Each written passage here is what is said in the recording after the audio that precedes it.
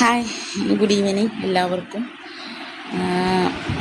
ഞാനിപ്പോൾ ഒരു വീഡിയോ ചെയ്യുന്ന റിയാക്ഷൻ വീഡിയോ ആയിട്ടോ അല്ലെങ്കിൽ മറ്റുള്ളവരെ കുറ്റപ്പെടുത്താൻ വേണ്ടിയിട്ടോ ഒന്നുമല്ല. ചെറിയൊരു സങ്കടം തോന്നി, അതിൻ്റെ പേരിൽ ചെയ്യുന്നൊരു വീഡിയോ ഒന്ന് മാത്രമാണത്. നമ്മുടെ രേണുസുധീനെ കുറിച്ചിട്ടുള്ളൊരു വീഡിയോ ആണ്. നമ്മുടെ സുധിച്ചേട്ടൻ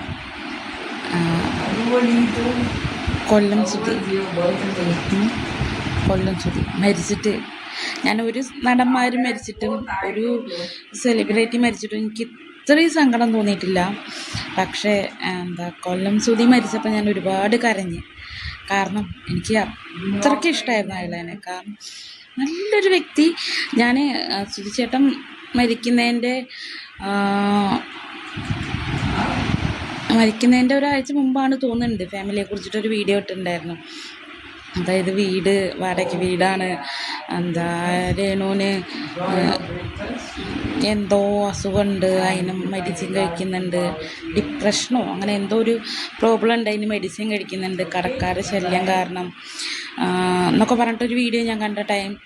അപ്പോഴാണ് സുധിച്ചേട്ടനോട് ഇഷ്ടം കൂടി വന്നത്. കാരണം പാവം ഒരു ഈ തലയും മുട്ടിക്കാൻ പോകുന്നൊരു പാവം കലാകാരൻ, നല്ല കഴിവുള്ളൊരു കലാകാരൻ. അങ്ങനെ പെട്ടെന്ന് മൂപ്പത്തിയുടെ മരണ വാർത്തയും കൂടിയും കേട്ടപ്പോൾ അത് ഉൾക്കൊള്ളാൻ കുറച്ച് ബുദ്ധിമുട്ടുണ്ടായിരുന്നു. അത് കാണുന്തോറും ഇരുന്ന് കരച്ചിൽ തന്നെയായിരുന്നു. പാവം. ഞാനൊരു കാര്യം ചോദിക്കട്ടെ, ഇന്നിപ്പോൾ ഈ കിച്ചു എന്ന് പറയുന്ന സുധിച്ചേട്ടൻ്റെ മോൻ ആരൊക്കെ എന്തൊക്കെ പറഞ്ഞാലും, ഇൻസ്റ്റഗ്രാമിലായാലും സോഷ്യൽ മീഡിയയിൽ ഏത് മീഡിയയിലായാലും രേണുവിനെ അത്രയും കുറ്റം പറയുന്നുണ്ടെങ്കിൽ കിച്ചുവിനെ ഒരിക്കലും കിച്ചു തള്ളിപ്പറയാൻ പാടില്ല. ഒരു വ്യക്തിയാണ് രേണു. കാരണം എന്താ വെച്ചെങ്കിൽ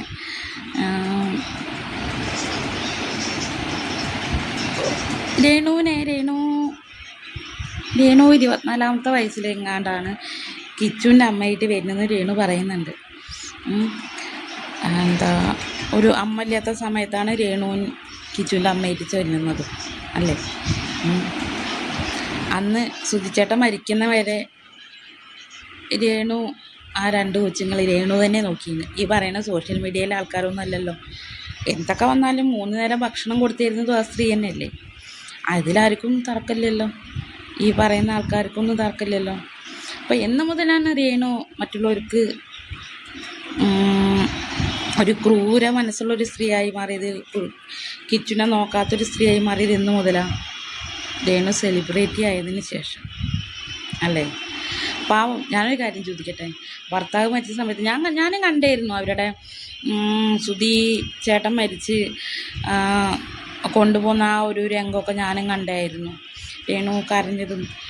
ഞാൻ കൂടെ ഉണ്ടായിരുന്ന ഒരാൾ പെട്ടെന്ന് ഇല്ലാണ്ടാവുന്ന ആ ഒരു വേദന, അത് കാണുന്നവർക്കറിയാം, മനസ്സിലാക്കാൻ പറ്റുമെന്നറിയില്ല, അനുഭവിച്ചവർക്ക് അത് മനസ്സിലാവത്തുള്ളൂ.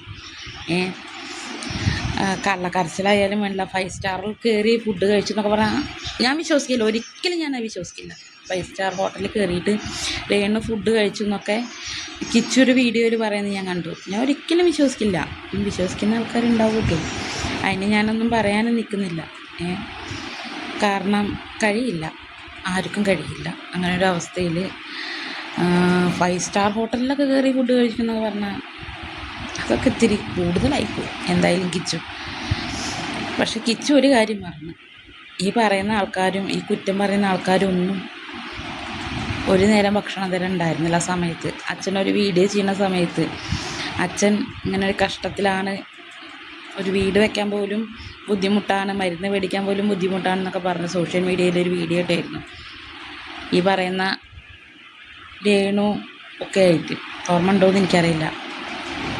അപ്പോഴും ഈ തള്ളി പറയുന്ന നാട്ടുകാരോ വീട്ടുകാരോ ഒന്നും ഉണ്ടായിരുന്നില്ല. അത് കിച്ചു എപ്പോഴും ഓർക്കുന്നത് നന്നായിരിക്കും. ഒരു മോനെ പോലെയാണ് ആ സ്ത്രീ നോക്കിയതെന്നാണ് ഇന്ന് ഞാൻ വിശ്വസിക്കുന്നത്. രേണുവിൻ്റെ ചില കാര്യങ്ങളിലൊക്കെ എനിക്കും നെഗറ്റീവാണ്. പക്ഷേ ആ കുട്ടികളെ നോക്കാൻ വേണ്ടിയിട്ട് അയിമെടുത്തൊരു എഫേർട്ടിൻ്റെ പുറത്താണ് ഈ നിലയിൽ അയിമെത്തിയതെന്ന് സമ്മതിക്കുന്നതാണ്. മനക്കട്ടി ധൈര്യം അതുണ്ട് നന്നായിട്ട്. തളരില്ല, ആരൊക്കെ എന്തൊക്കെ പറഞ്ഞാലും 30 തളരില്ല, 100% ഉറപ്പാണ്. ഞാനന്നൊരു വീഡിയോ കൂടി കണ്ടപ്പോൾ എനിക്ക് ഭയങ്കര സങ്കടം. അമ്മയെന്ന് വിളിച്ചപ്പോൾ ഇപ്പോഴും എന്നെ അമ്മയെന്നാ വിളിക്കുന്നെന്ന് തോന്നുന്നു. ഓർമ്മയില്ല, അറിയില്ല എന്താണ് വിളിക്കുന്നത്.